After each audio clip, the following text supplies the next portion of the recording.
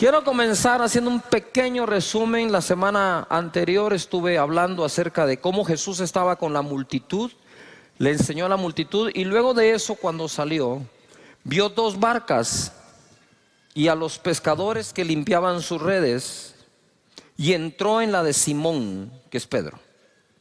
Primero, podemos sentirnos a veces parte de una multitud, y para serles francos, sentirnos parte de una multitud a veces nos hace sentir solos. Pero debemos de comprender que la multitud siguió a Jesús. De hecho, en una ocasión orando, el Espíritu de Dios me guió a encerrar en un círculo en los 4 evangelios la cantidad de gente que siguió a Jesús. Dice: toda la ciudad se agolpó, el gentío, multitudes, no poca gente. Y el Señor entonces me mostró eso, porque había una corriente de crítica que decía que las iglesias grandes, lo que somos un club social. Para empezar, los clubes sociales nunca tienen mucha gente, son exclusivos. Y casi Dios no hace excepción de personas, ni limita su entrada a nadie, ¿verdad? Entonces es todo lo contrario. Y la palabra nos saca de la confusión que las voces de este mundo nos siembran, ¿verdad? Entonces luego empecé yo a subrayar, dije: wow, la Biblia dice todo lo contrario a lo que me está diciendo toda la gente, incluso algunos hermanoides. ¿Conoce algún hermanoide? Hay hermanoides. Entonces empecé a ver eso. Entonces, lo que quiero decir es que Jesús, a pesar de la multitud, se enfocó después de eso en 2 barcas. No en todas las barcas en ese momento, en 2. De las 2 se enfocó en una, la de Simón, y entró.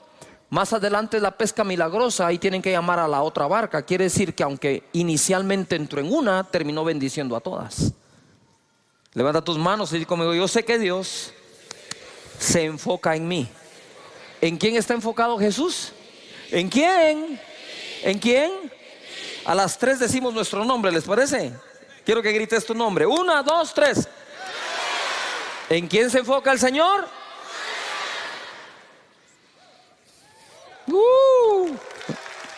Él se enfocó.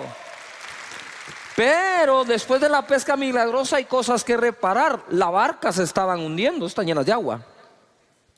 Esas las puede reparar un pescador, un experto en barcas. Las redes se rompieron, hay que repararlas. Pero ¿quién reparaba a Pedro, que cuando hace la pesca milagrosa dice: soy un hombre pecador, apártate de mí? Las dos cosas estarían mal. ¿O qué lo hizo creer que era pecador? ¿Que no pescó nada la noche anterior? ¿No es cierto que cuando no te va bien en algo empezás a revisar tu vida? ¿En qué pequé? ¿Cuántos lo hacemos? Claro, empezamos a revisar en qué pequé, en qué pecado, qué hice mal. Y tal vez eso surge de algo que llevamos dentro que todavía no ha sido arreglado. Entonces Jesús se enfoca en las 2 barcas, se enfoca en la de Simón, se enfoca en la pesca que necesitaba para que la economía sanara de Pedro, pero además se enfoca en el pescador. Él está enfocado en ti, por encima de tu empresa, por encima de lo que haces, tu profesión o a lo que te dedicas. Él se enfoca en ti. Amén. Muy bien. Ahora quiero entrar a otra parte que tiene que ver con todo lo de las barcas. Les dije que las barcas normalmente se usaban o para transporte de un punto a otro, o se usaban para conseguir la provisión. La pesca era una de las fuentes de ingresos más importantes en Israel, en el mar de Galilea. Por lo tanto, o salían a buscar una provisión o se salían a transportar. Quiero hablarles hoy algo que sucedió mientras se transportaban. Dice Marcos capítulo 6, verso 45: enseguida hizo a sus discípulos entrar en la barca e ir delante de él a Betsaida. Él los hizo entrar en la barca. Se meten a la barca, se me van para Betsaida, en la otra ribera. Entre tanto que él despedía a la multitud. Y después que los hubo despedido, se fue al monte a orar. Usted sabe que yo una vez traté de despedir gente en el templo Pinula. La fila para despedirlos salía del templo, se daba la vuelta a todo el templo, pero nadie se quería despedir, todos querían oración. Yo digo: pues sí, pero ya oré, déjenme darle la mano, darle un abrazo. No, orar. Orar por el papá, por el tío, el hermano, el marido, el exmarido, el suegro, el ex suegro, la mascota, el perro, el gato, todo. Y después que los hubo despedido, se fue al monte a orar. Ojo acá. Esto es muy importante. Esto es más importante de lo que crees. No es solo cuestión de ir y orar, sino es cuestión de ocupar tiempo para bajar las revoluciones, para salir del cansancio. Y nosotros a veces no tomamos tiempo para salir del cansancio. Y hoy les voy a mostrar lo que sucede cuando no hacemos uso de ese tiempo. Dice, y al venir la noche, la barca estaba en medio del mar y él solo en tierra. Los discípulos andaban en un lado, él en otro. Y viéndolos remar con gran fatiga, todo el mundo diga fatiga, porque el viento les era contrario. Cerca de la cuarta vigilia de la noche, vino a ellos andando sobre el mar y quería adelantárseles. Viéndole ellos andar sobre el mar, pensaron que era un fantasma y gritaron. Otra versión dice, y gritaron de miedo, porque todos le veían y se turbaron. Pero enseguida habló con ellos y le dijo, tened ánimo, yo soy, no temáis, mi presencia siempre está contigo. Eso es lo que les estaba diciendo él. No teman, yo soy, aquí estoy, tranquilos. Y subió a ellos en la barca y se calmó el viento. Y ellos se asombraron en gran manera y se maravillaban, 52 esclavos, porque aún no habían entendido lo de los panes, por cuanto estaban endurecidos sus corazones. ¿Qué es lo que ocurre aquí? Yo quiero que entendamos de dónde viene todo, que no lo leí. Esta es la noche después de un día de trabajo. Él había estado enseñando todo el día en el monte. Y la gente había estado allí y los discípulos le dijeron, despide a la multitud, despide a la gente porque no tienen que comer, ¿verdad? Y fue donde él dice, ustedes denles de comer. Ellos dijeron, no tenemos sino 200 denarios, ¿verdad? ¿Y qué es esto para una multitud? Otro dijo, pero que hay un niño con unos panes y unos peces. Digo, tráiganlo. Los bendijo, los repartió y se multiplicaron a todos. Dijo, hagan recostar a las personas por grupos. A ver, todo el mundo diga, grupos. Más fuerte, grupos. ¿Cómo recostamos a la gente en casa de Dios? ¿En pequeños qué? Señores, esa es una visión del Señor mismo Jesús. Alimentar por grupos. Entonces los tiene a todos allí ahora en grupos. Ellos empiezan a ver el milagro. Tú te imaginas, para la mente de Dios se les multiplica la comida. No paran de darla, de 5 panes y 2 peces. Ahora 5,000 hombres, mujeres y niños comen. Y todo el día enseñó. ¿Cómo estaban al final del día? Cansados, pero Jesús habría de darles una gran lección y le dice, váyanse ustedes del otro lado, al otro lado. Quiero que vayan en el barco al otro lado. Yo los alcanzo después. Cuando él termina de despedir a la multitud, yo no sé qué hora es, pero les tomó la noche entera llegar al otro lado, porque llegó de madrugada donde estaban ellos. Entonces ahora viene él y despide a la multitud y piensa, estoy seguro, debo correr a alcanzar a estos porque ya van a llegar del otro lado. Sin embargo hace una parada y dice, no, voy a subir al monte a orar. Voy a subir al monte a orar. Tengo que reparar mis fuerzas, porque el agotamiento, señores, es un serio peligro para el manejo de nuestros pensamientos, emociones y toma de decisión. Abusamos el día de reposo utilizándolo para lo que Dios nos dejó. Dios te dice 6 días trabaja, 1 no me trabajas. Y Jesús lo aplicó. Si tú quieres seguirlo 7 días dándole, dale.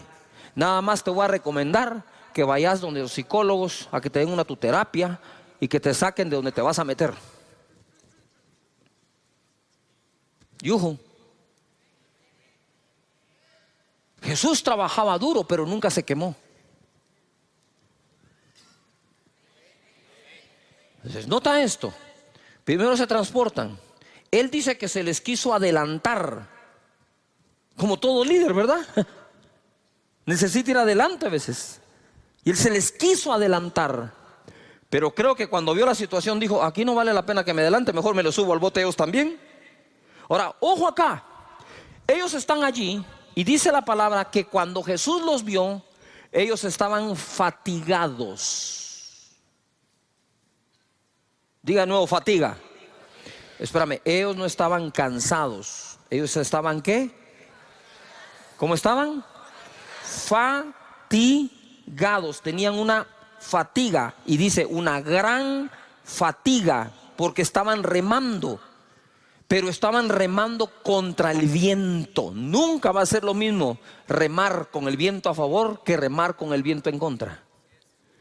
Y nosotros tenemos épocas en donde el viento sopla a nuestro favor y épocas en donde el viento sopla en contra, no a nuestro favor, en contra nuestra. En contra de la familia, en contra de tu persona, en contra de tu llamado, en contra de tu servicio, en contra de tu servicio profesional, en contra de tu oficina.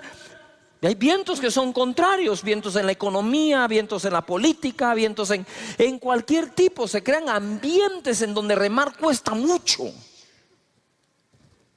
Ahora ellos estaban fatigados y llega Jesús y dice la palabra que se espantaron. Ellos creían que era un fantasma. Cuando estás fatigado, cuando no has hecho tiempo para meditar en su palabra, para reposar en él, lo que es tu salvación, tú lo miras como una amenaza. Lo que es el Salvador, tú lo miras como un fantasma. Así solemos verlo, porque la fatiga, el cansancio, incluso emocional, distorsiona la manera en que podemos ver las cosas. ¿De qué manera veo? Muchas veces veo de acuerdo al estado de ánimo que tengo. Nosotros muchas veces, aunque no querramos, en nuestra naturaleza respondemos desde nuestro estado de ánimo. Tenía una conversación con alguien con el estado de ánimo bajo y decís, uy, esto va contra el viento. Entonces, viento en contra, remando. Lo hubieran aguantado mejor si no hubieran pasado el día entero sirviendo. Pero es que pasaron todo el día sirviendo a 5,000 hombres, más mujeres, más niños. Y todavía encima de eso iban confundidos porque no habían entendido todavía lo de los panes y los peces. Mira, hay milagros que no entendemos cómo van a pasar y otros milagros que no entendemos cómo pasaron. No sé cómo pasó, pero pasó, bendito sea Dios. Y aquí yo creo que iban pensando, remando, remando.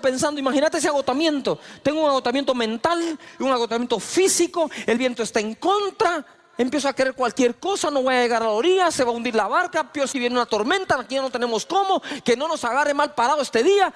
Y empezás a hacer el listado de cosas, pero de pronto llega el Señor y encima de eso es un fantasma. Cuando estás agotado mentalmente y físicamente, empezás a ver cosas negativas donde no lo hay.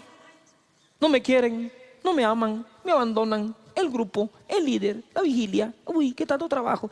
Y empezás, y quizás nada de eso está malo, sino que estás respondiendo desde tu corazón que está afectado por agotamiento. Venid a mí, dice, los que estéis trabajados y cansados, yo los haré descansar. Él es el Dios del descanso. No por trabajar más se prospera más, ni por servir más las cosas salen mejor. Pero si podemos tomar ese tiempo que Jesús les quería dar, que Jesús se tomó el tiempo. Dijo, no, yo sé que los tengo que alcanzar, pero ahora es tiempo de ir a buscar al Padre, de adorarlo, de recuperar fuerzas. El ánimo hay que recuperarlo, y entonces los alcanzó. Resumen, Jesús los mandó en avanzada al otro lado, lo cual no era una distancia corta. Despedir a la multitud no debió ser fácil, ya que eran los que recibieron el milagro de los panes y los peces. Él se apartó a orar, a reponer sus fuerzas en Dios. lo que todos deberíamos hacer para no quemarnos. Con el viento en contra, ellos se fatigaron. Con la fatiga, se espantaron y gritaron de miedo. Cuando se está agotado, las cosas no suelen verse como realmente son, sino lo que parece llegar para salvarnos lo vemos como un fantasma. Cuando estamos agotados, nos confundimos y nos turbamos. Jesús dice: ánimo, yo soy. ¿Qué habían perdido? El ánimo, que viene de ánima, que viene de alma. Estaban perdiendo su alma de tan cansados que estaban. ¿De qué nos sirve ganar el mundo si perdemos el alma? Yuhu. Pero Él siempre estará contigo y calmará los vientos. Amén. Levanta las manos y dice: Señor, tú calmarás el viento, pero mientras sea contrario, me dará las fuerzas para remar y el buen ánimo. Amén. A ver, grita conmigo: ánimo. Muy bien. Mateo 14, verso 26. Esto es lo mismo narrado por otro de los evangelistas. Y los discípulos, viéndole andar sobre el mar, se turbaron, se confundieron, diciendo: ¡un fantasma! Y dieron voces de miedo. Pero enseguida Jesús les habló diciendo: tened ánimo, yo soy, no temáis. Entonces le respondió Pedro y dijo: Señor, si eres tú, manda que yo vaya a ti sobre las aguas. Mira Pedro, agotado, cansado. Yo creo que dijo: estos compañeros míos no reman nada, no voy a ir a ningún lado, mejor me bajo y corro yo solo. ¿Se vale la propuesta o no? ¿Yujo? Claro que se vale la propuesta. Cabe. Y él le dijo: ven. Y descendiendo Pedro de la barca, andaba sobre las aguas para ir a Jesús. Pero al ver el fuerte viento, ¿qué tuvo? Ya tenían miedo. Dice que gritaron de miedo. Ya casi se recupera y ahora vuelve al miedo. A veces el miedo se nos quita como por 2 minutos nomás. Pero al ver el fuerte viento tuvo miedo y comenzando a hundirse dio voces, porque cuando uno se está hundiendo, créame que grita, diciendo: Señor, sálvame. Al momento Jesús, extendiendo la mano, asió de él y le dijo: hombre de poca fe, ¿por qué dudaste? Y cuando ellos subieron a la barca, se calmó el viento.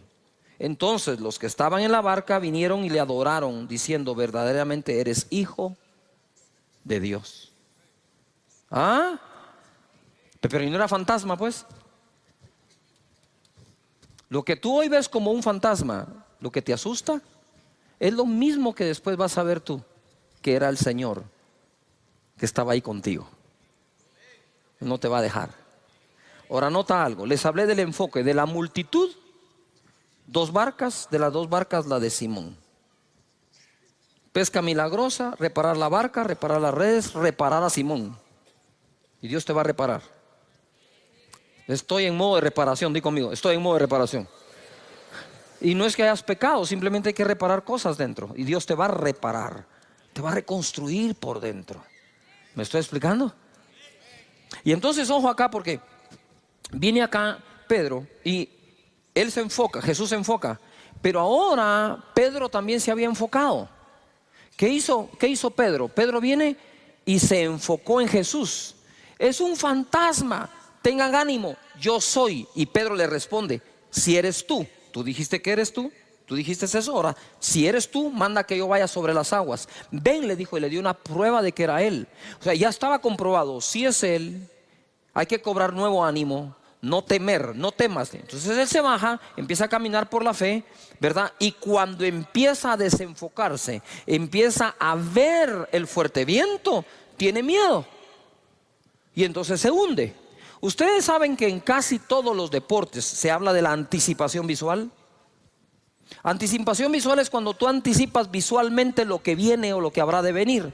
Y son diferentes cosas. Por ejemplo, ¿verdad? Cuando un futbolista corre, él debe levantar la cabeza para ver a dónde va el centro. Solo levanta la cabeza. Es impresionante cómo tu cuerpo, tu cerebro, agarra distancia, fuerza, altura, velocidad, efecto. Y una vez lo mira, ¡pah!, patean la bola a la cabeza del que vio. Eso es en distancia corta, mediana o aún larga. ¿Ha visto esos que patean la bola de un extremo a otro de la cancha y al pecho del otro futbolista? ¿Y cómo así? Porque la anticipación visual prepara todo tu cuerpo para actuar. En el tenis no le puedes quitar la vista a la pelota. Aun cuando pegas aquí, viendo, cuidado, el golf, pegas y tienes que dejar la cabeza ahí porque tenías que tener tu mirada ahí. En el esquí siempre esquías 3, 4 curvas adelante. Normalmente en el esquí no esquías el presente, esquías el futuro. No puedes poner la vista acá. ¿Has visto tú a los equilibristas?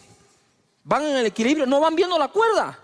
Si voltean a ver la cuerda, se caen. Tú no tenés que poner tu mirada donde pones los pies. Tú tenés que llevar los pies a donde pusiste tu mirada.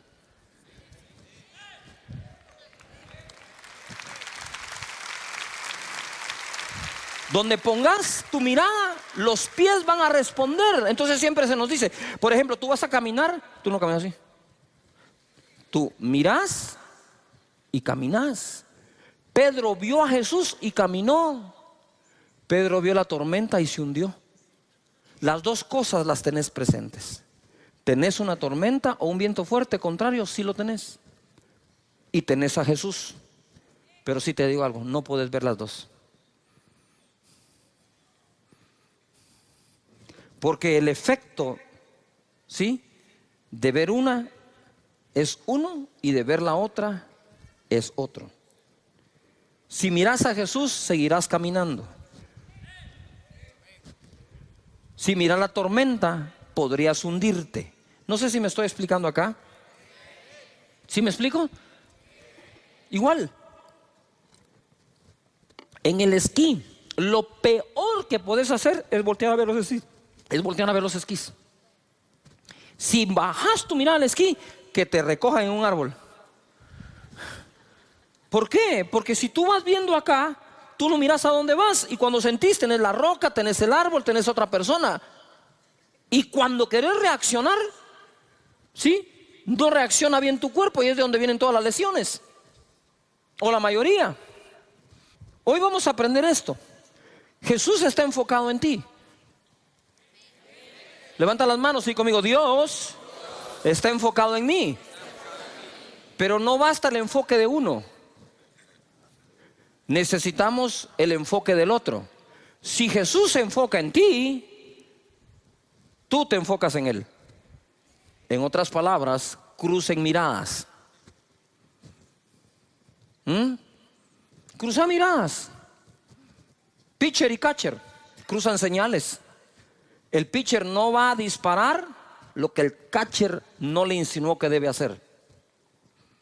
Y de la misma manera, nosotros podemos caminar en medio de cualquier viento, por fuerte y contrario que sea, siempre y cuando nuestra mirada esté en lo que se debe ver. La tormenta va a estar ahí, de reojo, mírala nada más, pero míralo a Él. Y mira esto para terminar, lo importante de tu enfoque. Segunda de Reyes 2:9. Elías está a punto de ser arrebatado. Su discípulo es Eliseo. Y le dice aquí Eliseo a Elías: dame una doble porción de tu espíritu. Porque hay cosas, y pongan atención líderes, que no podés alcanzar con tus talentos naturales, sino lo podrás alcanzar con una porción igual o el doble de aquel que fue tu mentor. Y Elías era el mentor de Eliseo. Y Eliseo le dijo: solo tengo un punto de comparación para pedir algo.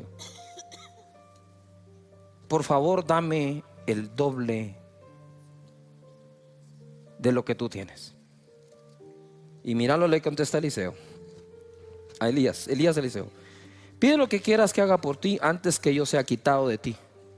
Y dijo Eliseo: te ruego que una doble porción de tu espíritu sea sobre mí. Te ruego. Y Elías le va a decir: esto no lo conseguís rogando, esto lo conseguís poniendo atención. Mira lo que le dice. Él le dijo: cosa difícil has pedido. Si me vieres cuando fuere quitado de ti, será hecho así, mas si no, no. Si me vieres cuando fuera apartado de ti, pues es re fácil. Mírame, porque está fácil. Pero entonces, ¿por qué dijo que es cosa difícil? Por lo que ocurre después, dice: y aconteció que yendo ellos y hablando, he aquí un carro de fuego, con caballos de fuego, apartó a los dos, se puso en medio, y Elías subió al cielo en un torbellino. Viéndolo Eliseo,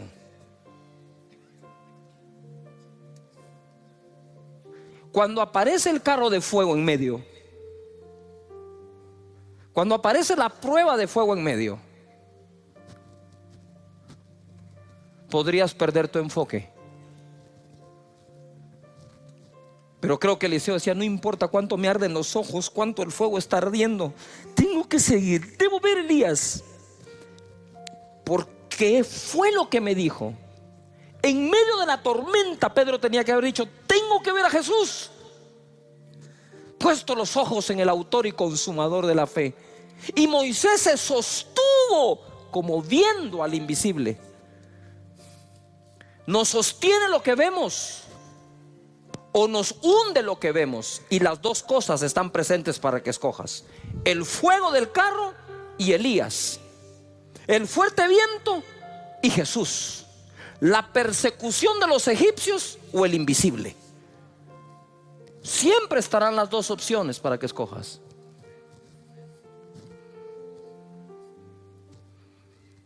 Y dice: y viéndolo Eliseo.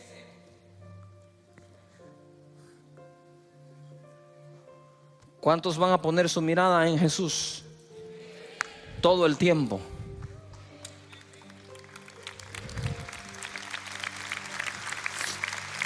Date cuenta de algo.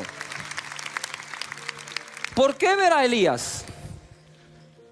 ¿Por qué ver a Elías si fue el miedoso que se fue a esconder en una cueva ante la amenaza de una mujer?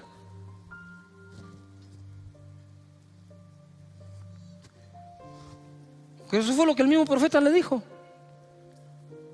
Nuestro enfoque es importantísimo. Pero te desenfocas, ¿sí o no? Te desenfocas por cosas que no deberías. Por problemas con alguien, resbalaste, malas relaciones con personas, porque asumes que alguien no te ama, la situación del país, dimes y diretes, redes antisociales. ¿Tú sabes cuántas cosas existen para que perdamos el enfoque? Mira, en la barca o fuera de la barca, no apartes tu mirada de Jesús. La presencia siempre irá contigo.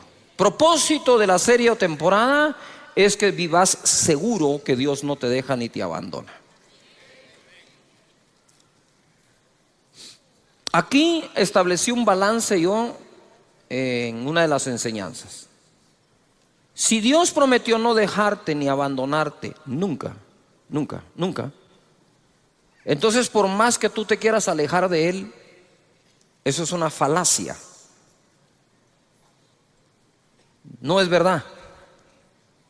Lo que puedes hacer es dejar de tener la comunión con Él que solías tener, pero alejarte de Él, ¿cómo?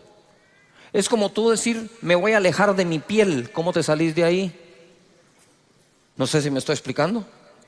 Si tú no te puedes alejar de ti mismo, ¿cómo te vas a alejar de Dios? Si uno que en ocasiones se autoabandona no se puede dejar, mucho menos Dios. Por eso cuando Jesús en la cruz del Calvario dijo: Dios mío, ¿por qué me has abandonado?, Fue la primera y única vez que Jesús llamó a su Padre Dios como tal, que le dijo Dios a él, ¿verdad? Muchas veces dijo que Él es Dios, su Padre. Pero decirle Dios a papá, cuando nosotros nunca llamamos por nombre a nuestro padre o a nuestros padres, nosotros siempre llamamos a nuestro papá, papá, viejito y todo lo que nosotros solemos hacer. Así que vamos ahora hacia un puerto seguro. Todos queremos zarpar y navegar a un puerto seguro. Pero no, eso no solo es por agua, por aire también. ¿Cuántos vuelos se cancelan? Y tú dices, pero si el clima aquí está bueno, sí, pero el clima está malísimo, ¿dónde vas a ir a aterrizar? El clima tiene que ser bueno donde despegas y donde aterrizas. Y el clima debe ser bueno de donde zarpas y a donde tú llegas a anclar o el destino que estás buscando. En Hechos 27:13 he estado hablando mucho de esta tormenta que sufrió Pablo. Dice en el verso 23: pues anoche se me apareció un ángel enviado por el Dios a quien pertenezco y sirvo, y me dijo: no tengas miedo, Pablo, porque tienes que presentarte ante el emperador romano, y por tu causa va a librar de la muerte a todos los que están contigo en el barco. Por tanto, señores, anímense, porque tengo confianza en Dios y estoy seguro de que las cosas sucederán como el ángel me dijo. Terminamos hablando acerca del propósito. Los vientos eran contrarios, pero al final fueron favorables. Y hay vientos que son contrarios a nuestra vida, que terminan siendo favorables. Son vientos que al final nos favorecen. Lo que pasa es que durante la tormenta no estamos pensando que lo que nos está pasando pueda ser favorable, pero está escrito que todas las cosas ayudan a bien a los que aman a Dios, a los que han sido llamados de acuerdo a su propósito. Quisiera que en voz alta digas propósito.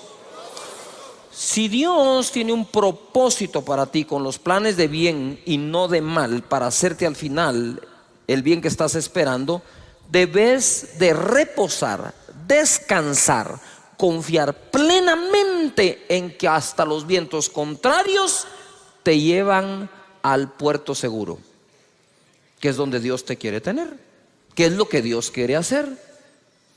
Entonces ahora vemos acá, ellos se tuvieron que dejar llevar porque ya no pudieron, era demasiado el viento, y por más timón que tenían, pues había que agarrar para donde el viento los estaba llevando, ¿no? Aún así, por impetuoso que sea el viento, podés controlarlo con un timón. Todas las grandes naves tienen timón. Así que confía en el propósito de Dios. Confía que hay cosas que parecen malas pero te llevan a bien. Todo ayuda bien a los que aman a Dios. Y quiero hacer un paréntesis acá. Muchos de ustedes tienen una profesión. ¿Cuántos tienen una profesión definida? Te hayas graduado o no, pero estás ejerciendo una profesión. Quiero ver a todos los que tenemos una profesión. Mira cuánto profesional. Que no te engañe tu profesión, hombre. Porque cuando fallan las cosas en tu profesión, querés meter a Dios en la profesión, en lugar de preguntarle a Dios qué otra cosa podés hacer. No sé si me estoy explicando. Eres dentista, te quiebras la mano, no la puedes volver a mover. ¿Qué vas a hacer? Pues te vas a tener que inventar algo. Ah, no, esto que es lo que yo sé hacer. Porque la profesión, cuando por fin la tienes, te amplía el horizonte. Más adelante dice, de aquí no pasás. Es la fe lo que nos saca adelante, por encima de la profesión. Porque no siempre se termina ejerciendo la que uno estudió toda la vida. La vida puede cambiar. Hay circunstancias que nunca escogimos nosotros y nos llegan del puro aire, como decimos. Entonces la fe detona la capacidad de adaptación que nosotros podamos tener en esta vida. Pero si tu mente está allí, es más, tu mente no, te lo voy a hablar claro, tu orgullo está allí en lo que más sabes hacer, pero lo que más sabes hacer no te está dando de comer, aprendí a hacer otra cosa por la fe. Y ojo, al rato te va mejor, ¿verdad? Muy bien. Santiago capítulo 3 verso 2 nos va a hablar del timón de la nave. ¿Cuál es el timón de la nave? Santiago 3:2 dice: porque todos ofendemos muchas veces. A ver, ¿cuántos de ustedes alguna vez han sido ofendidos por alguien? Quiero ver la mano. Todos los que han sido ofendidos.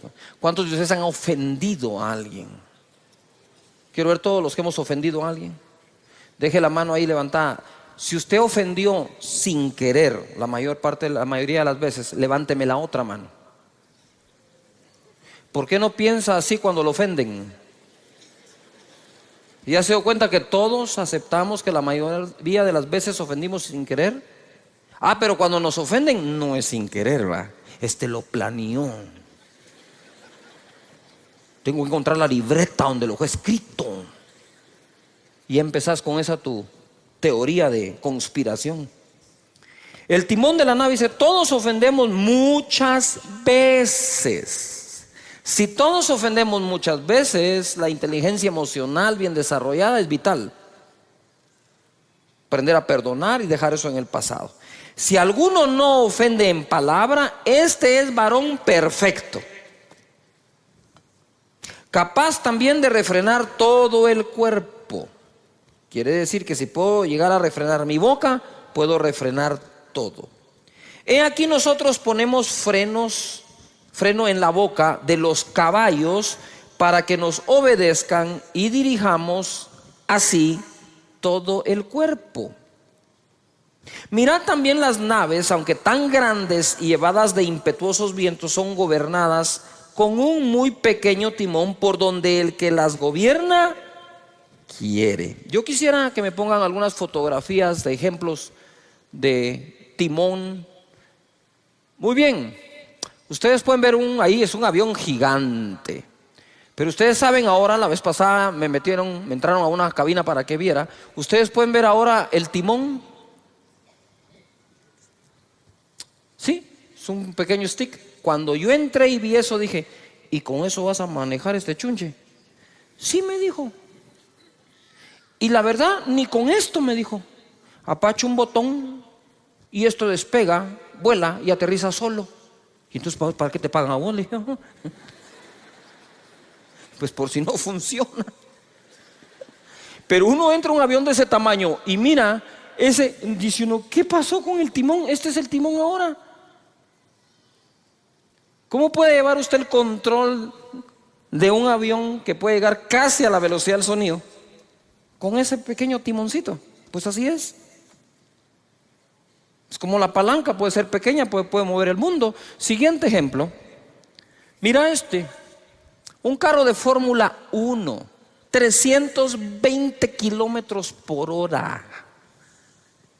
320 kilómetros por hora. Si cuando uno acelera en esos carros potentes a más de 100 de un solo, siente que el estómago lo dejó tirado, en esto a saber qué se debe sentir, pues.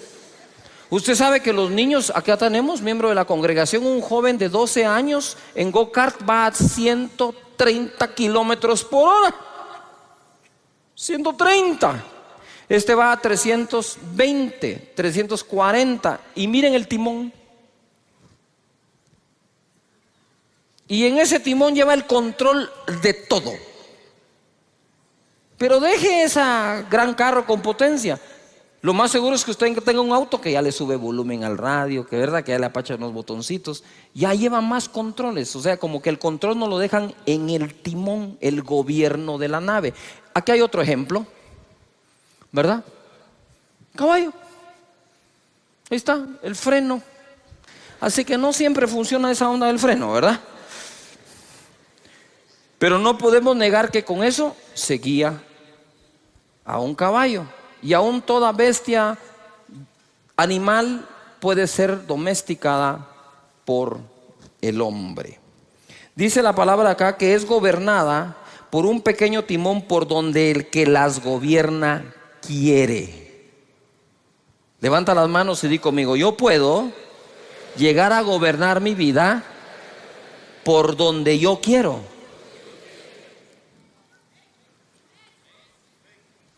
Pero hay que aprender a usar el timón. Verso 5. Así también la lengua es un miembro pequeño, ¿verdad? Aunque nosotros siempre tenemos a un amigo que es lengua larga, ¿verdad? Lengua viperina. Pero ¿qué lengua es este, ¿verdad? Así también la lengua es un miembro pequeño, pero se jacta de grandes cosas. Es decir, es capaz de hacer grandes cosas. He aquí cuán grande bosque enciende un pequeño fuego. Basta un buen fosforazo para quemar el bosque entero. Y la lengua es un fuego. Miren lo que es la lengua. La de todos. Si no entendemos la definición que las escrituras le dan, no vamos a saber qué hacer con ella. Y dice, la lengua es un fuego, un mundo de maldad.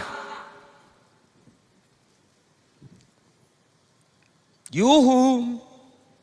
La lengua está puesta entre nuestros miembros y contamina todo el cuerpo.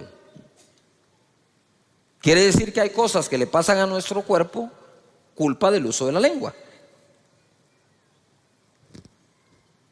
E inflama la rueda de la creación. ¡Yujú!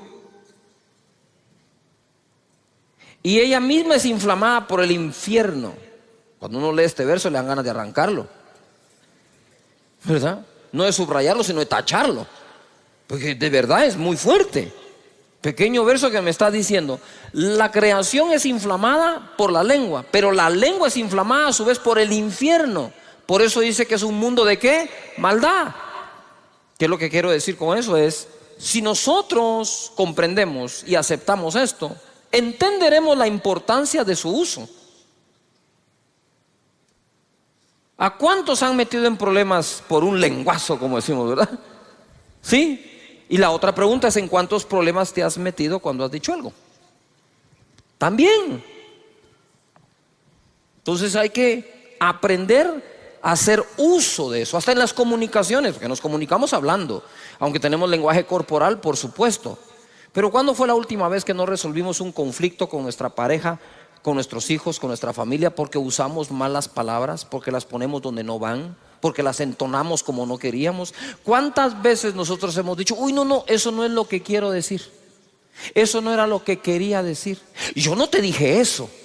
¿Cuántas veces hacemos eso? La pregunta que te quiero hacer hoy es, para que la meditemos, ¿hasta dónde te ha llevado eso? ¿Hasta dónde te puede llevar eso? ¿A la destrucción de una relación? ¿De una amistad? ¿De un país? ¿Acaso no fue a través de palabras que nos han querido destruir? Palabras sacadas de contexto. La lengua, que es un mundo de ¿qué? De maldad. Pero es así.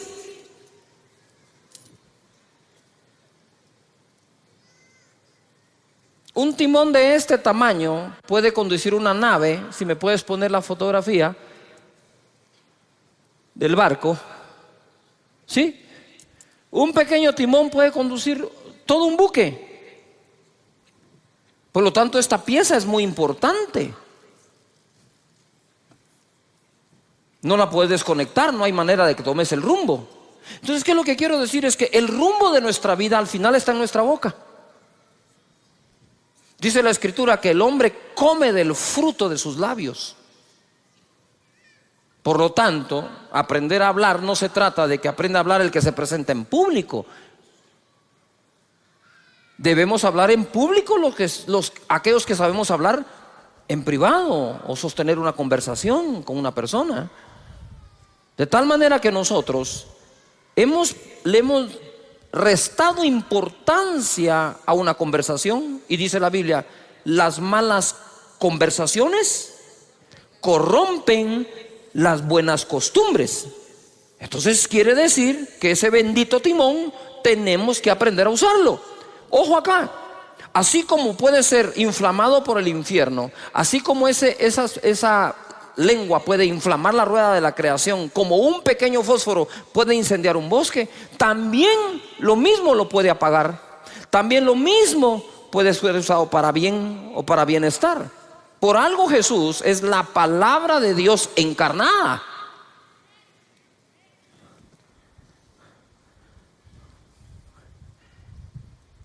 Importante entonces el uso de las palabras y la manera en que nosotros las usamos o hablamos. Verso 7. Porque toda naturaleza de bestias y de aves y de serpientes y de seres del mar se doma y ha sido domada por la naturaleza humana. A mí me impresiona que esto fue escrito hace 2000 años y ya hablaba de domar a los seres del mar, a las bestias del campo y a las serpientes. O sea, eso que nosotros vemos en unos acuarios con delfines amaestrados, eso ya existía. Tal vez no lo ponían en un lugar, pero que dice que se doman hasta los seres del mar. Pero ningún hombre puede domar la lengua,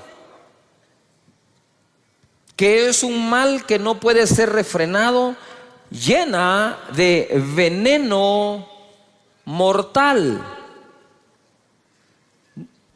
¿Llena de qué?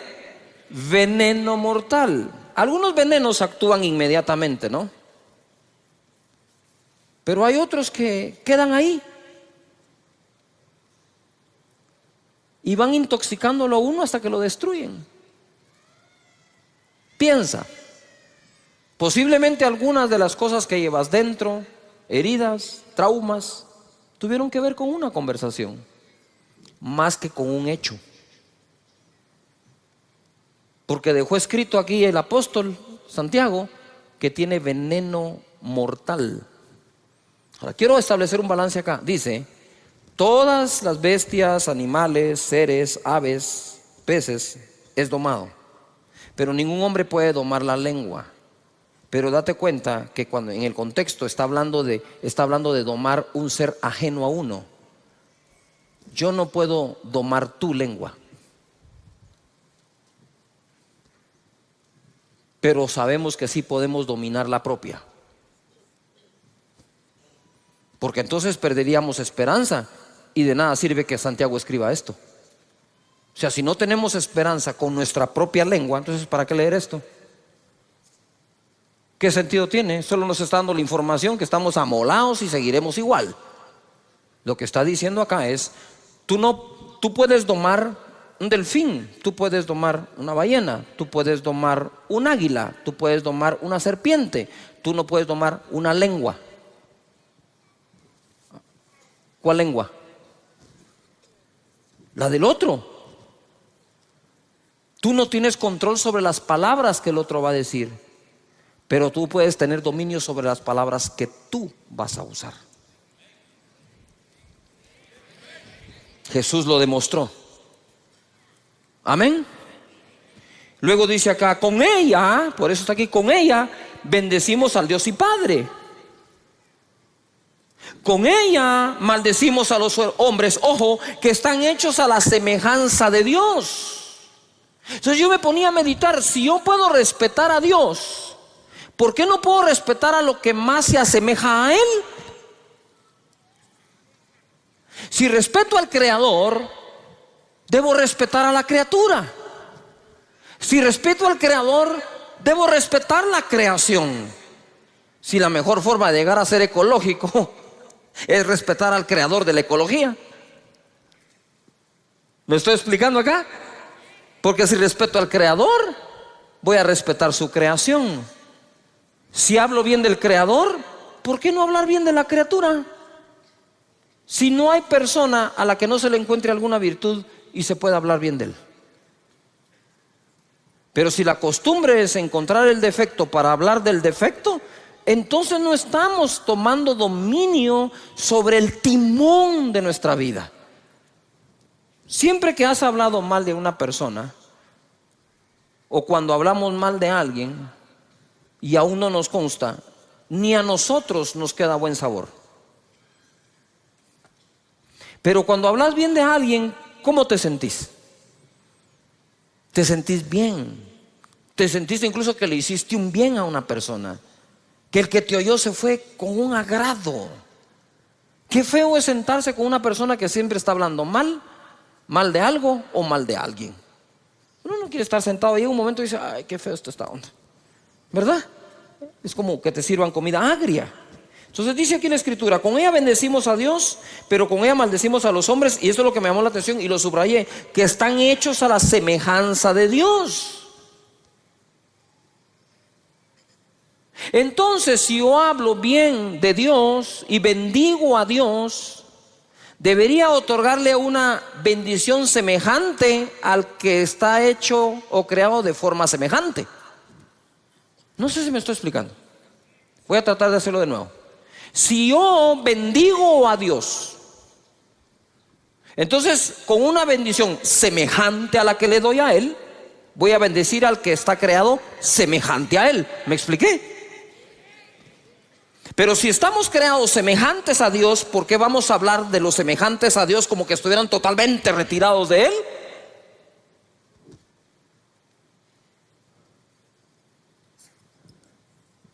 Ok, lo voy a poner de otra forma. Si tú eres como creación lo más semejante a Dios, mi comentario acerca de ti debe ser lo más semejante al comentario que hago de Dios. Lo voy a decir con otras palabras, pues voy a usar las palabras. Si tú estás hecho o creado semejante a Dios, eres lo más semejante a Dios, entonces te voy a bendecir lo más semejante a como a Dios bendigo. Si con la misma boca bendigo a Dios, dice la Biblia, pero con la misma maldices al ser humano que es semejante a Él, eso no tiene congruencia. Es incongruente totalmente. Entonces, si tú eres semejante a Dios, según la Escritura, con la bendición que bendiga a Dios, con una semejante te habré de bendecir a ti, para que guardes semejanza con semejanza. No sé si me estoy explicando. Y no totalmente opuesto. Mucho de lo que le decimos a la gente tiene que ver con lo que creemos de la gente. Importante. Dice acá, de una misma boca proceden bendición y maldición. Hermanos míos, esto no debe ser así.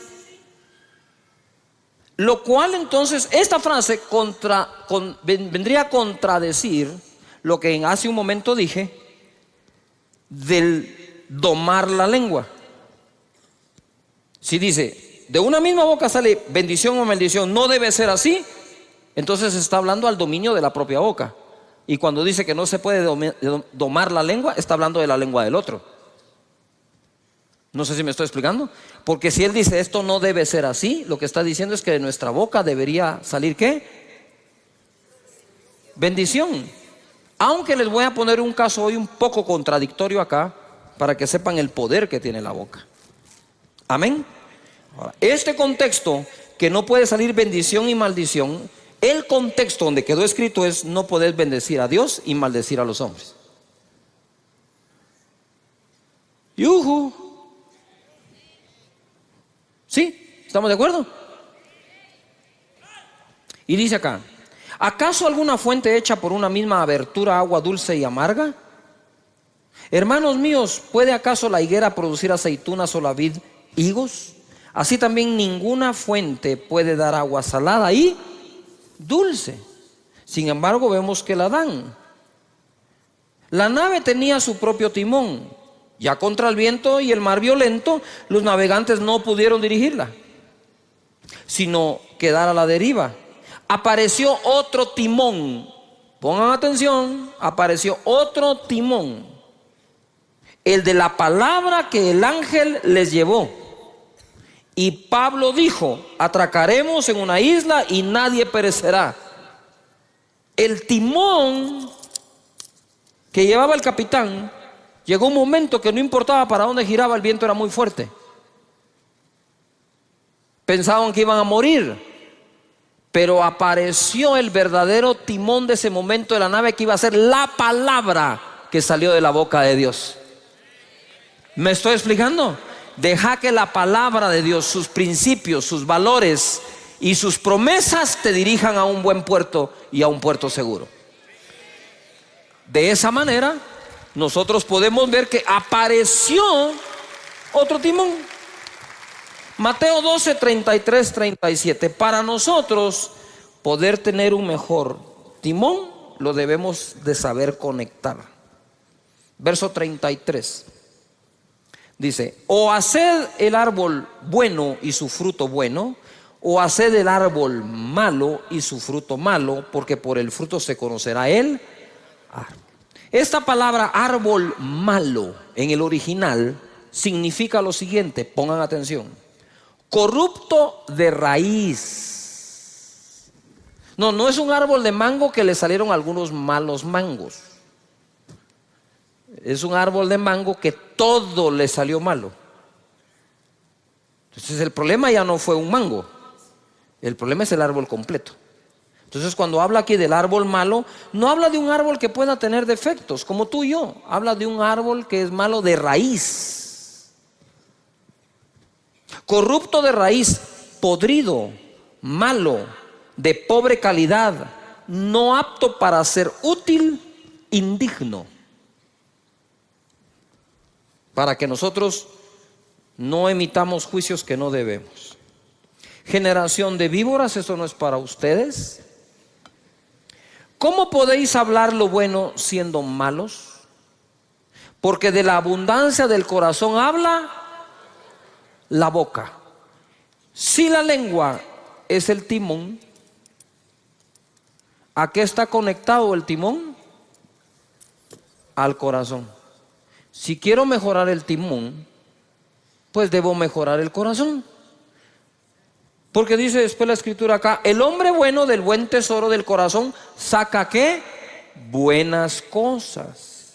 Buenas cosas significa distinguido, agradable, excelente, correcto, placentero, saludable, útil, de buena naturaleza. Y el hombre malo del mal tesoro saca malas cosas. Ya dije que es el verbo, que es el calificativo para árbol malo. Ahora escucha el de malas cosas. Significa maldad. Malas cosas. Saca malas cosas, saca maldad. Diabólico, débil, inútil, desagradable, incorrecto, Satanás. O sea que hay gente que el diablo se le sale por la boca.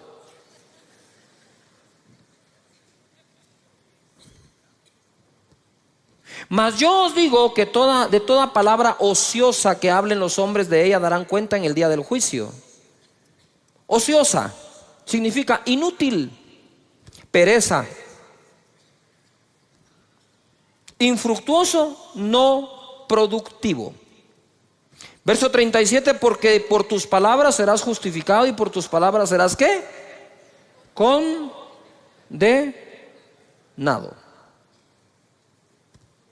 Muy bien. Reparando el timón, voy rapidito ahora, Mateo 12, 33, 37, el mismo pasaje pero en la palabra de Dios para todos. Verso 33, decidan si el árbol es bueno y el fruto es bueno, o si el árbol malo y el fruto es malo. El árbol se conoce por sus frutos. A ver, todos digan fuerte: decidir. ¿Qué tenemos que tomar hoy? ¿Una qué? ¿Una qué? ¿Una qué? Ahora te quiero preguntar algo. ¿Tienes cosas buenas en tu corazón? ¿Cuántos decimos que tenemos cosas buenas en el corazón? Entonces es fácil. Es fácil. Di conmigo: yo voy a hablar de las cosas buenas que tengo en el corazón. Las malas no las dejé salir. ¿A cuántos de nosotros tenemos cosas buenas en el corazón? Entonces, el buen hombre saca del buen tesoro ¿qué? ¿Buenas qué? Pero ¿cuántos reconocemos que también tenemos cosas feas en el corazón? A ver. Yo también. No hay uno de nosotros que no tenga algo feo dentro del corazón. Lo que hay que hacer es no sacarlo, pues. Yuhu.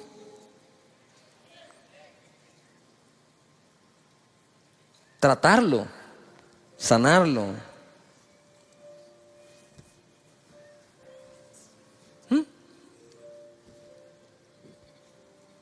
Por eso cuando me escribes te digo, no te hagas bolas. Ya estás otra vez hablando para hacerte bolas.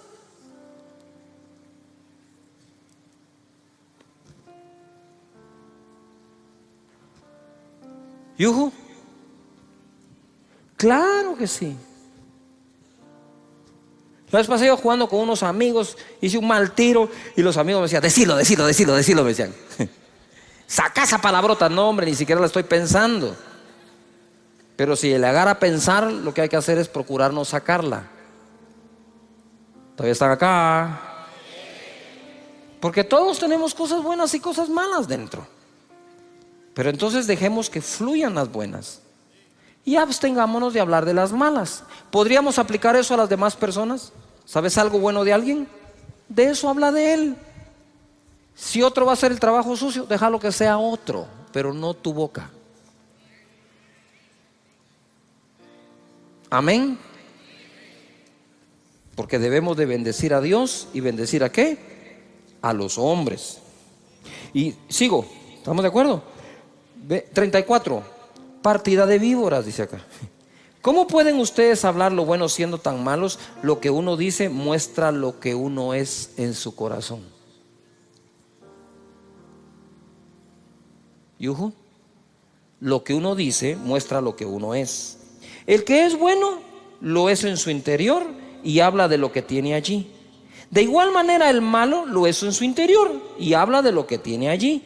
Pero yo les digo que en el día del juicio la gente tendrá que dar explicación por cada una de las palabras inútiles que dijo. Las palabras que dijiste servirán para juzgarte, ellas te aprobarán o te condenarán. Efesios capítulo 4 verso 29 en la versión lenguaje actual dice: no digan malas palabras. Y dice, mira, al contrario, digan siempre cosas buenas que ayuden a los demás a crecer espiritualmente, pues eso es muy necesario.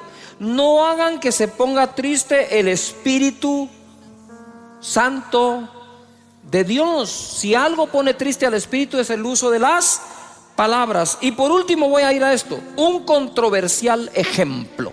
Por el amor de Dios, no se me vayan. ¿Sí? Todavía déjenme terminar esto porque quiero cerrar la serie con broche de oro. En Marcos capítulo 11 verso 21, bájame un poquito. Dice, entonces Pedro acercándose le dijo: maestro, mira la higuera que... ¿La higuera que qué? La higuera que qué se ha secado. ¿Tú creerías que Jesús maldijo? Pues a la higuera sí. Jesús el día anterior le dijo: nunca jamás alguien vuelva a comer de tu fruto. Y se secó. Quiero que tomen en cuenta esto, porque esto es muy poderoso. Respondiendo Jesús le dijo: tened fe en Dios, porque de cierto os digo que cualquiera que dijere a este monte: quítate y échate en el mar, y no dudar en su corazón, sino creyere, será hecho lo que dice. Y lo que diga, dice, le será ¿qué?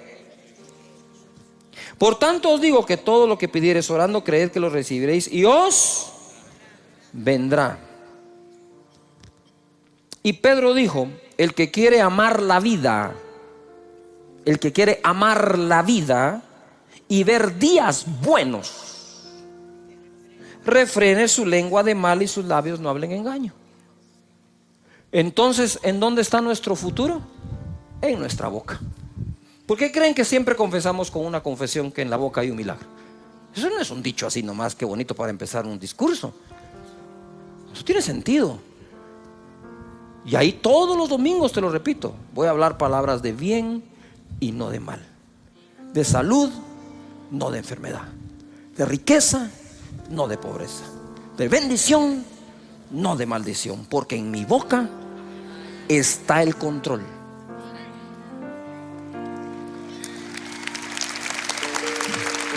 Ahora oí esto. Esto está así. Viene Jesús, y para darte un ejemplo de lo poderoso que puede ser tu boca, que lo que digas creyendo, eso es lo que va a ocurrir.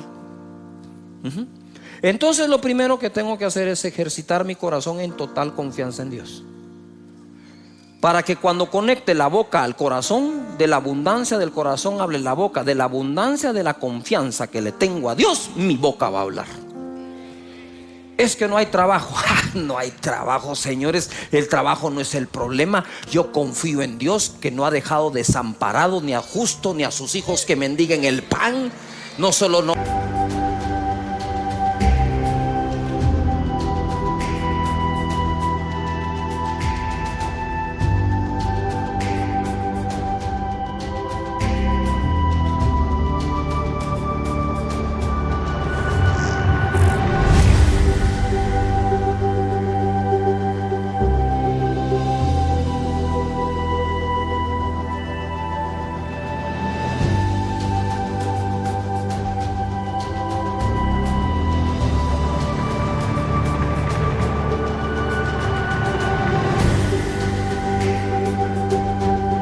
Si no hay trabajo, va a haber abundancia de pan en la casa de mi padre. Eso es lo que hay.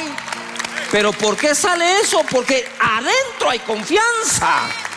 Pero cuando adentro hay una desconfianza hasta en Dios, habiéndote leído esos 233,000 escrituras, porque el corazón vive con tanta desconfianza, que cuando viene la prueba, desde la desconfianza usas el timón. ¿Y a dónde te va a llevar el timón? A ese puerto inseguro.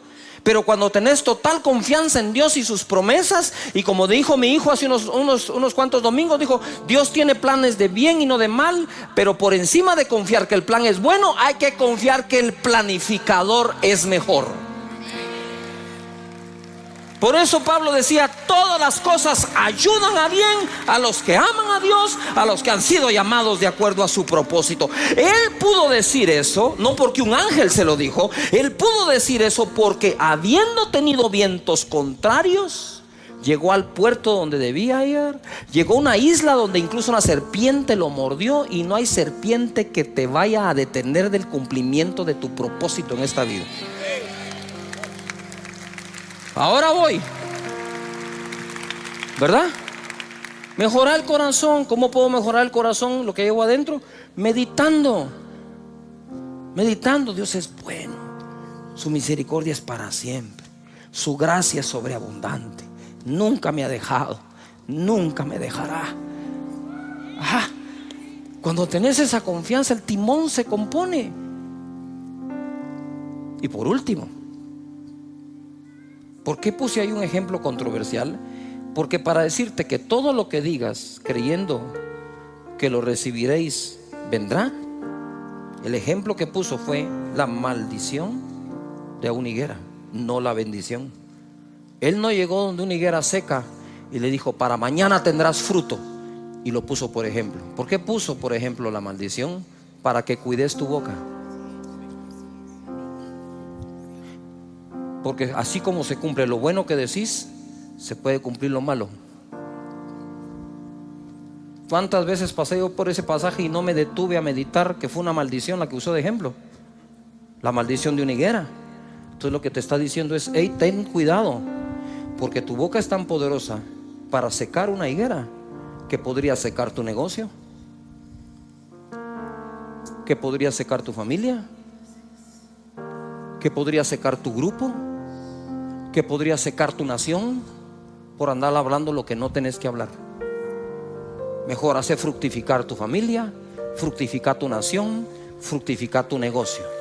Porque al fin y al cabo la Biblia dice que el hombre come del fruto de sus labios.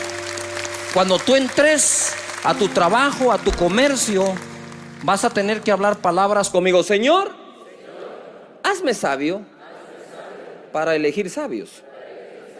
Amén. Si uno no es sabio, ¿cómo reconoce al sabio?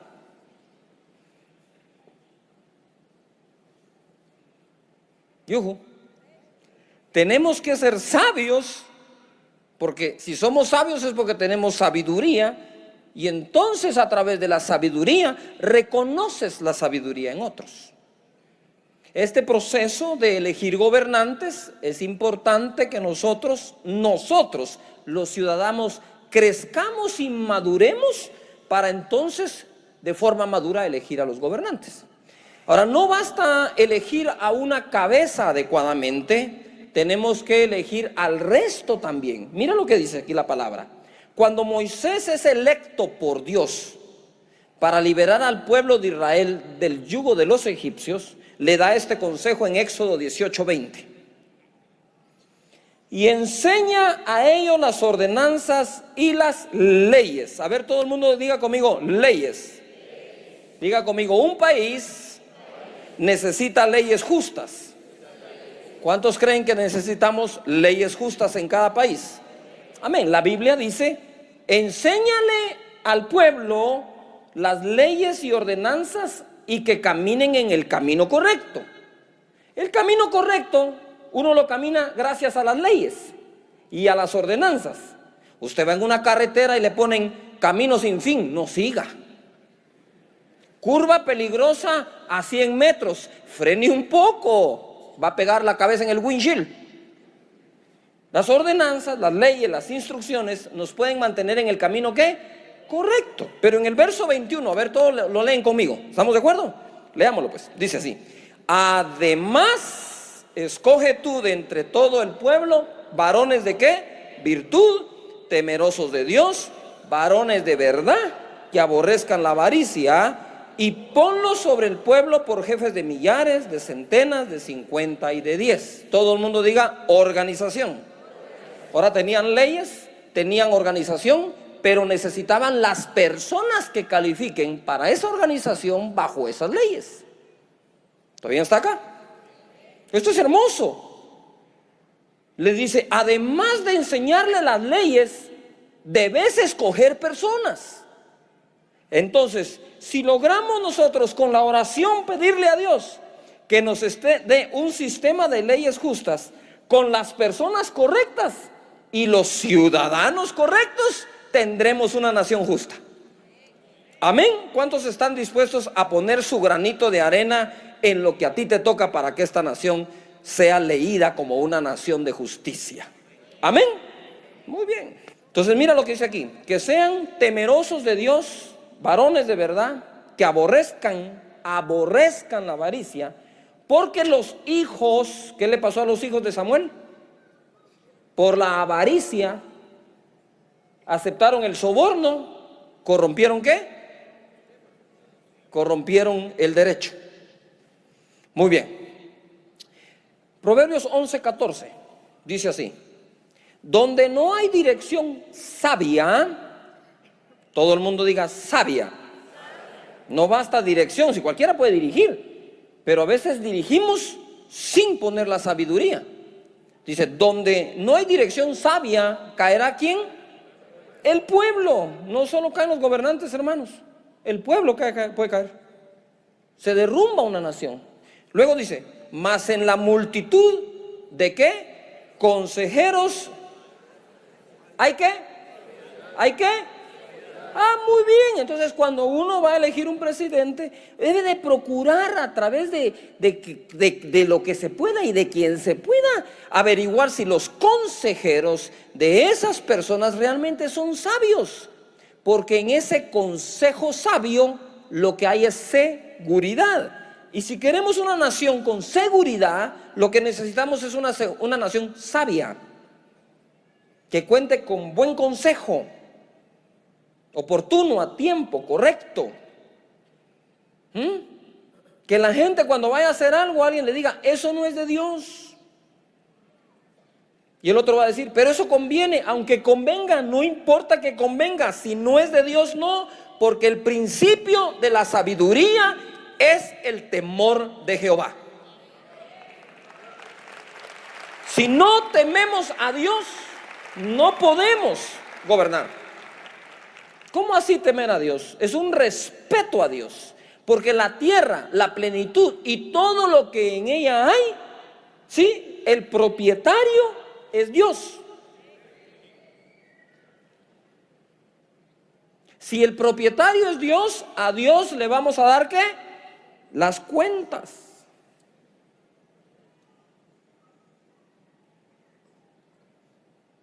¿Todavía están aquí? Nuestro sistema de creencias son importantes como ciudadanos. ¿Qué creemos? ¿En quién creemos? Practicamos lo que creemos. En una familia no se necesita, para que sea buena familia, un buen papá con una mala mamá. Usted necesita un buen padre, una buena madre y buenos hijos. La suma de esto da una buena familia. ¿Todavía están acá?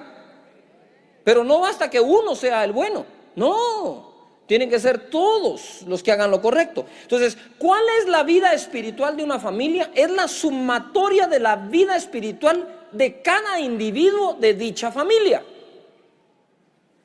¿Cuál es la vida que Guatemala va a tener? La sumatoria de la calidad de vida que todos podamos desarrollar.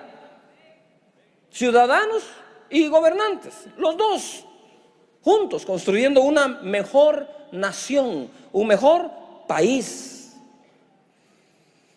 En Primera de Reyes, capítulo 3, verso 7, se pone esto más que hermoso. Me gusta esto. Primera de Reyes 3:7 dice: ahora pues, Jehová Dios, tú me has puesto a mí, tu siervo, por rey en lugar de David, mi padre. Ojo, ojo con lo que dice Salomón. Salomón no dice, como soy el hijo, a mí me toca pues. No, dijo, Jehová me puso, porque aún siendo el hijo, Jehová podría no ponerme. ¿O no le pasó eso al hijo de Saúl? Al que le tocaba gobernar después de Saúl fue a Jonatán. Pero Dios no puso a Jonatán, fue a poner a David. Entonces Salomón no se jacta de ser hijo de David, sino dice, fue Jehová el que me puso a mí. Y cuando Dios se le aparece en el sueño, le dice Dios, pídeme lo que quieras. Pongan atención a esto. Él es hijo de David. Él sabe todo lo que Dios le dio a David. Él sabe cuántas victorias tuvo David. Pero entonces viene Salomón y al aparecerse Dios, le dice así: y yo soy joven y no sé cómo entrar ni salir. Seré muy hijo de David, pero no sé nada. Reconoce lo que no sabe para adquirir lo que necesita saber. No hay peor cosa que la prepotencia en algún gobernante o candidato ofreciendo que todo lo va a resolver, porque él y todos nosotros sabemos que no es posible. Y yo soy joven y no sé cómo entrar y salir. Era un joven sin experiencia, pero con el temor de Jehová. Porque si no hubiera tenido el temor de Dios, ni siquiera le dice, soy joven y no sé hacerlo. Respetó a Dios en ese momento. Y en el verso 8 dice, y tu siervo está en medio de tu pueblo al cual tú escogiste, un pueblo grande que no se puede contar ni numerar por su multitud. Da pues a tu siervo corazón entendido para juzgar a tu pueblo y para discernir entre lo bueno y lo malo, porque ¿quién podrá gobernar este pueblo tan grande? Digan conmigo fuerte, enfoque. Salomón estaba enfocado a lo que Dios lo había llamado. Me pusiste para gobernar y siendo sincero, Señor, no sé cómo hacerlo. Por lo tanto, dame un corazón entendido para que mi juicio sea sabio y pueda gobernar a un pueblo tan grande, numeroso. Ni siquiera tengo el censo, no sé cuántos son, Señor. Por favor, dame sabiduría.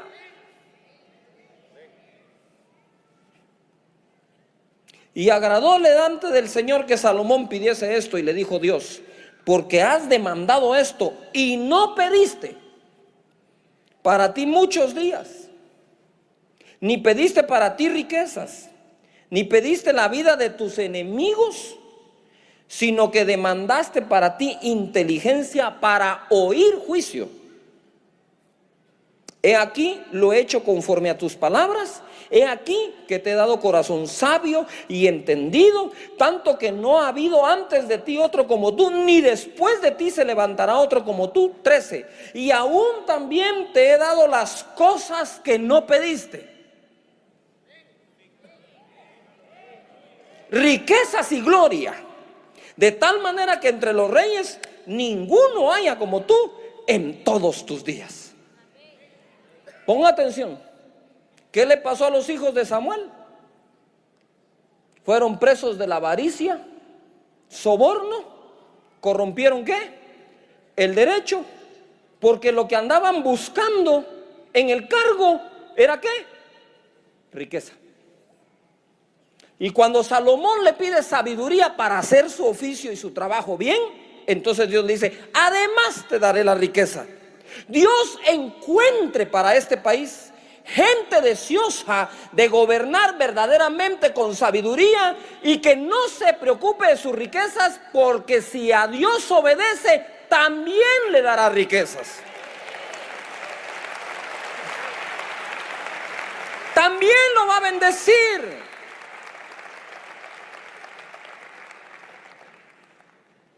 Dios bendice al que obedece. Dios bendice al que es correcto y trabaja bien. El mismo David decía, yo pastoreé al pueblo de Israel con la integridad de mi corazón y la pericia de mis manos. No solo era correcto de adentro en corazón, sino era capaz de hacerlo. Tenía habilidad para hacerlo. El Señor quiere levantar este país y los países de la gente que nos ve. Verso 14, ahora se pone algo que yo estoy seguro que no habían visto. Está muy ahí escondidito, pero es hermoso de verdad. Dice, y si anduvieres en mis caminos guardando mis estatutos y mis mandamientos como anduvo David tu padre, yo alargaré tus días. Cuando Salomón despertó, vio que era sueño y vino a Jerusalén, ojo, y se presentó delante del arca del pacto de Jehová.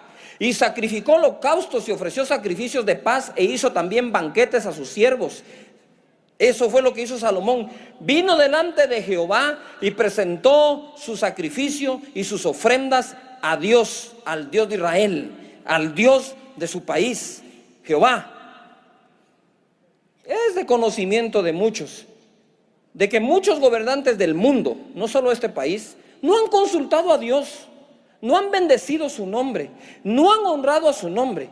Antes bien han consultado a brujos y han dejado que brujería entre a esas esferas.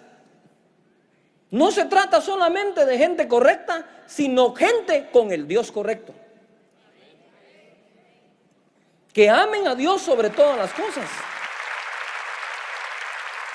Levanta las manos y di conmigo, en esta nación se va a adorar al Señor.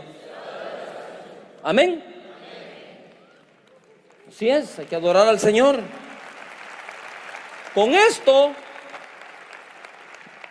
jamás te quiero decir que es por evangélicos que hay que votar.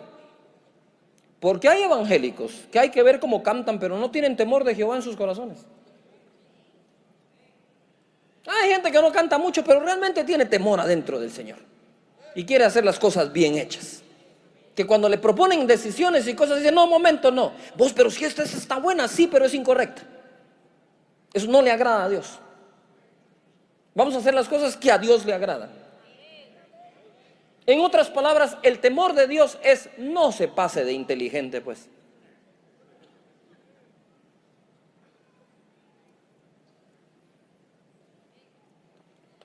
No se requiere ser muy inteligente, pero se requiere respetar a Dios.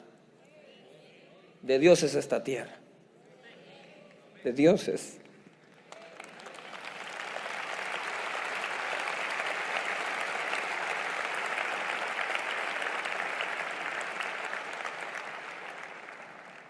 Mira lo que dice Primera de Reyes 3:16, el siguiente versículo. Y ahora agárrese la silla porque esto se pone fenomenal. Y dice aquí, en aquel tiempo vinieron al rey 2 mujeres rameras y se presentaron delante de él para que juzgara un caso. ¿Cuál era el caso? Pero pongan atención, el caso era este. Llegan las 2 rameras y una le cuenta la historia. Mira, le dice, yo tuve un bebé, a los pocos días mi compañera tuvo su bebé, y pasado un tiempo una de ellas se durmió sobre su bebé y murió.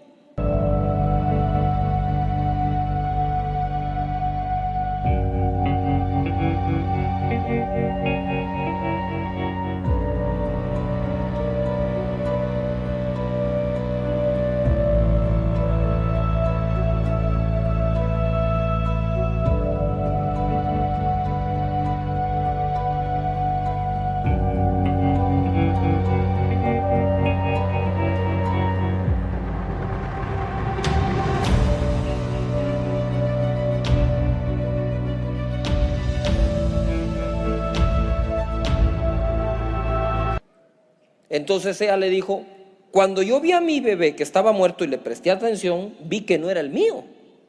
A mí me cambiaron el bebé, ¿verdad? Y la otra dijo: no, no, no, ese es tu bebé, el que está vivo es el mío si estaba en mi cama. Y empezaron a discutir ellas, ¿verdad? ¿De quién era ese bebé? Y viene Salomón, la historia ustedes la conocen, y dice: ¿saben qué? Traigan el bebé y pártanlo a la mitad. Denle la mitad a una y la mitad a la otra. Y entonces la verdadera madre levanta la mano y dice: no, denle el bebé a la otra, pero no lo maten. Y Salomón dice: ella es la verdadera madre, désenlo. El primer caso que va a juzgar como gobernante Salomón es el de una ramera. ¿Quién le haría hoy justicia a una prostituta?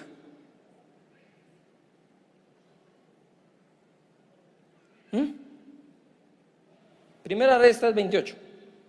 Y todo Israel oyó aquel juicio que había dado el rey y temieron al rey, porque vieron que había en él sabiduría de Dios para juzgar. Diga conmigo fuerte: sabiduría de Dios. O sea, ¿qué era lo que Salomón tenía dentro? ¿Sabiduría de qué? Esa sabiduría de Dios no desechó a la ramera, sino que le dijo: te haré un juicio justo. Ven. Y juzgó Salomón. Que esa sabiduría que Dios le dé a Salomón le sea concedida a todos aquellos que estén en cargos públicos de gobierno, que se lo estén pidiendo con corazón sincero al Señor, y tendremos una mejor nación.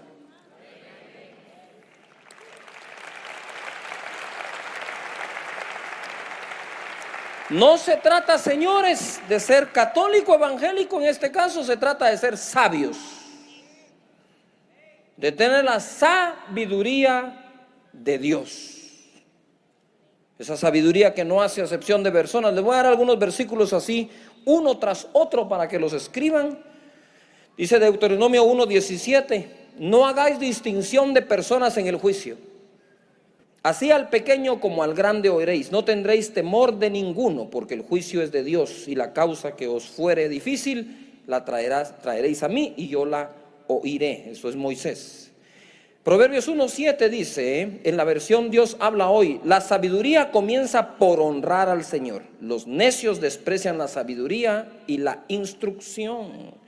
Proverbios 31:4: no es de los reyes Olemuel, no es de los reyes beber vino, ni de los príncipes la sidra. Está hablando de embriagarse. Dice: no sea que bebiendo olviden que la ley y perviertan el derecho de todos los afligidos. Aquí le están dando un consejo a un gobernante que estaba tomando. Él dijo: no sigas tomando, vas a pervertir el derecho. ¿Por qué? Porque ya con los tragos te olvidas de la ley. Por eso es que los gobernantes, dice la Biblia, deben de ser sobrios. No se refiere solo al licor, sino sobrios en su carácter. Romanos capítulo 13, verso 3. Dice así: porque los magistrados, mire, ahora ya habla de magistrados, no están para infundir temor al que hace el bien, sino al malo.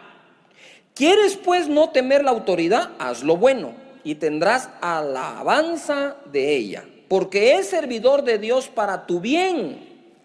Pero si haces lo malo, teme, porque no en vano lleva la espada, pues es servidor de Dios, vengador para castigar al que hace lo malo.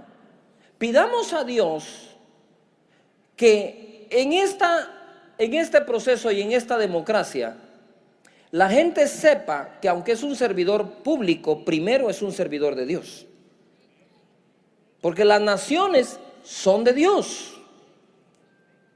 Que sepan que es a Dios a quien sirven para entregar a Él un mejor país, una mejor nación y mejores personas.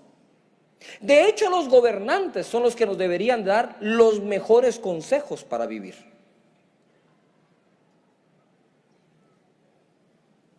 como era en este tiempo. Dice aquí, verso 5, por lo cual es necesario estarles sujetos, no solamente por razón del castigo, sino también por causa de la conciencia. Pues por esto pagáis también los tributos o impuestos, porque son los servidores de Dios que atienden continuamente a esto mismo. Pagad a todos lo que debéis, al que tributo, tributo, al que impuesto, impuesto, al que respeto, respeto, al que honra, honra. No debáis a nadie nada, sino el amaros los unos a los otros, porque el que ama al prójimo ha cumplido la ley. Entonces, toda ley debe ser escrita para que se cumpla, ¿qué? Mandamiento de Dios, amar al prójimo. Las leyes deben de buscar que los ciudadanos practiquemos el amor de los unos para con los otros que Dios nos da.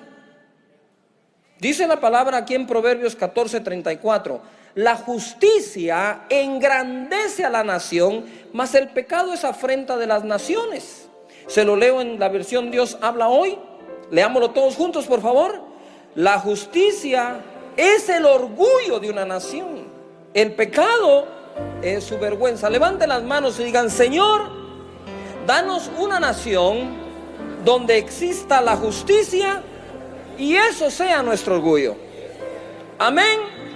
Muy bien. Eclesiastés capítulo 10, verso 16. Ay de ti, tierra, cuando tu rey es muchacho y tus príncipes banquetean de mañana. Bienaventurada tu tierra cuando tu rey es hijo de nobles y tus príncipes comen a su hora para reponer sus fuerzas y no para beber. Este mismo verso en la versión Dios habla hoy dice: dichoso el país que tiene un rey honorable y en el que los gobernantes comen a la hora de vida para reponer sus fuerzas y no para emborracharse.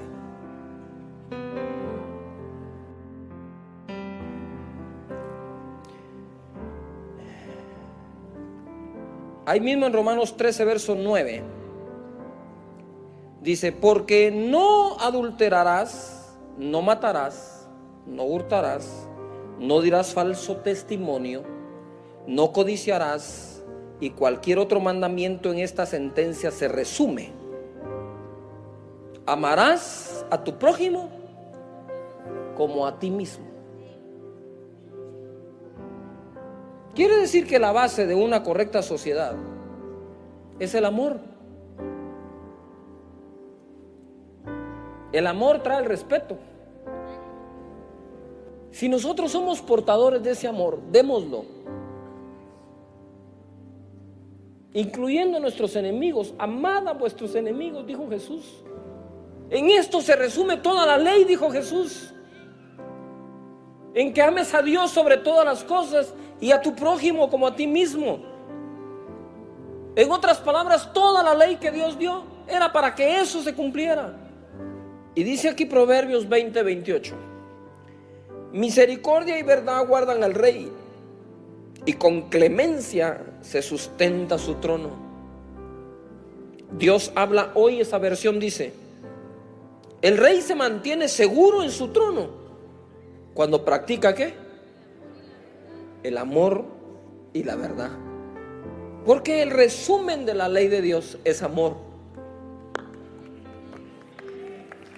Cuando dejan el amor y la verdad, ya no están seguros en su trono.